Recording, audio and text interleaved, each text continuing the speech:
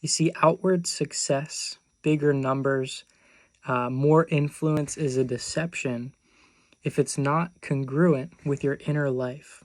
You see, there's something called the iceberg principle in leadership, and it's the principle of an iceberg. When you look at an iceberg over the water, you see a little piece of it, but the real part of that iceberg, about 90% of it, is underwater. And so the tip that people see is actually the fruit of a huge percentage that's below the surface.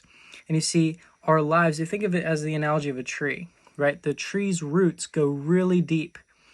And what people see is the visible fruit on the tree, but you have to realize that it's the roots that are producing the fruit. One more example is a skyscraper. When people want to build big skyscrapers, they have to dig deeper and deeper foundations. Depending on how big the skyscraper is, they have to go just as deep in the foundation if they want to build high. And then a lot of people, they're so focused on the outward, but they're not focused on the inward. They're not focused on the heart. And the Bible actually says that God is looking for someone whose heart is fully committed to him so that he may strengthen them.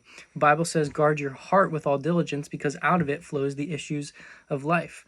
You see, our heart is what matters most to God. The heart of the matter is the matter of the heart. We have to focus on our inner life if we want our outer life to be truly fruitful, because it can look like we're doing all these things for God, but if we don't have a relationship with God, it's not going to matter in the end of the day.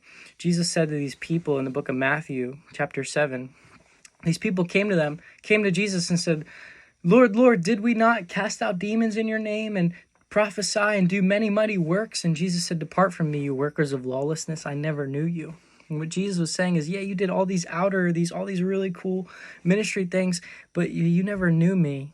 So depart from me. I don't have any share with you. You're not my true child. Because a true child of God, their life is not all about just the works. It's about the walk with him in the secret place. Psalm 91:1 says, he who abides in the secret place of the Most High will abide under the shadow of the Almighty. And what relationship with God is all about is when no one's looking. Jesus said, when you pray, go and shut the door, and your Father who sees in secret will reward you. Guys, it's not about being a public figure. It's about being private with God and letting your ministry overflow from the time you spend alone with him.